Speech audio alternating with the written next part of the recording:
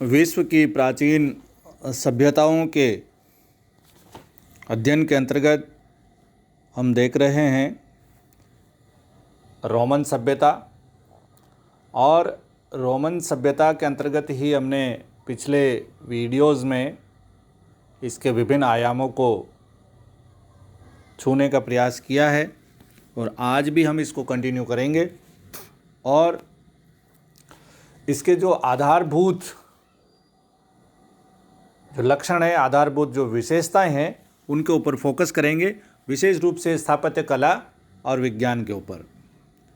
तो रोम में कला की उत्कृष्टतम अभिव्यक्ति मूर्ति शिल्प और चित्रकला में नहीं वरन स्थापत्य क्षेत्र में हुई। रोम के भवनों, महलों, मंदिरों, थिएटरों, सभागारों, सार्वजनिक स्नानागारों तथा पानी की विशाल नालियों के भग्नावशेष आज भी रोमन सभ्यता के उत्कृष्ट स्थापत्य की गौरव गाथा कह रहे हैं। इस दिशा में पोम्पई ने बड़ा काम किया। उसने सार्वजनिक भवनों की बाहरी दीवारों को संगमरमर से मढ़वा दिया। रोम का पहला स्थायी थिएटर भी पोम्पई ने ही बनवाया था। रोम की सभ्यता की अंतिम शताब्दियों में ऊंचे ऊंचे स्तंभों पर छतें डालकर विशाल भवनों का निर्माण किया गया। इस काल में सार्वजनिक स्नानागारों और सभागारों के साथ साथ विशाल चर्च यानी गिरजाघर बनाए गए। अनेक मंदिरों को गिरजाघरों में बदल दिया गया। गिरजाघरों की छतें आमतौर पर लकड़ी की बनाई गई। उनकी दीवारों पर ईसा मसीह के जीवन से संबंधित भित्ति चित्र बनाए गए तथा दरवाज़ों पर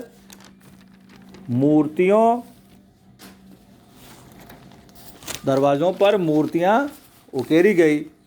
रोम के स्थापत्य में मेहराब, स्तंभ और गुंबद का महत्वपूर्ण स्थान रहा। रोमन सभ्यता प्रयोजनवादी थी तथा उसका प्रमुख लक्ष्य शान और शक्ति का प्रदर्शन था। रोम के दो प्रसिद्ध भवन इस प्रकार थे। पैथियन, जिसके बुर्ज का व्यास 142 फुट था, पैथियन, और कोलोसियम, जिसमें 65,000 दर्शक एक साथ बैठ सकते थे। रशफोर्ड ने लिखा है, इस कथन में कोई अतिशयोक्ति नहीं कि रोम विश्व में प्रथम नगर था जिसकी अपनी महान लौकिक वास्तुकला थी। बिल ड्यूरेंट के अनुसार रोम प्राचीन मिस्र, बेबीलोन और यूनानी कलाओं का संग्रहालय था, जिसके बड़े बड़े भवन, ऊंचे विशाल खंभे, दैत्याकार आकृति के महल, गोल विशाल गुंबज और खुले चौड़े दालान प्राय सभी विभिन्न कलाओं के प्रतीक है। फिर है विज्ञान, साइंस।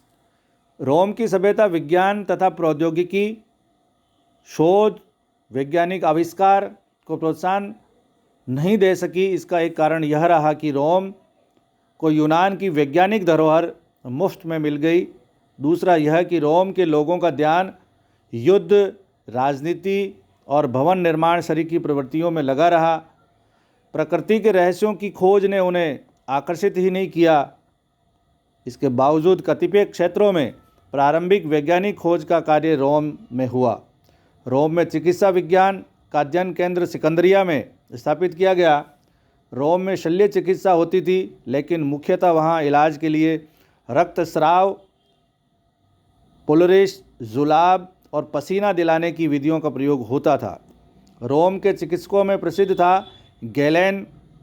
इसने श्वास प्रणाली, रीढ़, हृदय तथा मांसपेशियों के बारे में अपनी पुस्तकों में व्याख्या की।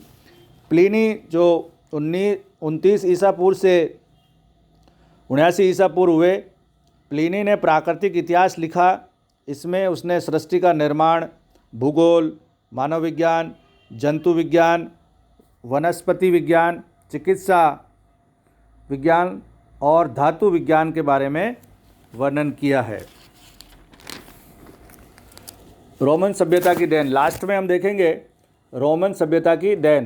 प्रोफेसर ल्यूकस ने लिखा है, जहाँ रोम ने संसार के अधिकांश भाग को लूटा, वहाँ उसने सभ्यता भी प्रदान की। साम्राज्य के एक छोर से दूसरे छोर तक रोमन शासन में विशाल नगरों का निर्माण किया गया।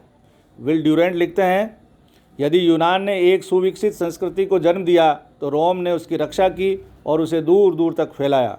यूनानियों के आदर्शवाद को उन्होंने व्यवहारिक रूप प्रदान किया। रोम की सबसे बड़ी देन लैटिन भाषा है। ये भाषा शीघ्र ही अंतर्राष्ट्रीय भाषा बन गई। रोमन साहित्यकारों की रचनाओं ने यूरोपीय साहित्य के विकास पर गहरा प्रभाव डाला। सिसरो की पात्र लेखन कला ने यूरोप के गद्य साहित्य के लेखकों को बहुत प्रभावित किया। आधुनिक पंचांग जूलियस सीजर के जूलियस पंचांग पर आधारित है। विश्व का सबसे बड़ा धर्म ईसाई धर्म है। इस धर्म का विकास एवं प्रसार रोमन साम्राज्य में ही हुआ। संसार का वर्तमान कानून रोमन कानून पर ही आधारित है।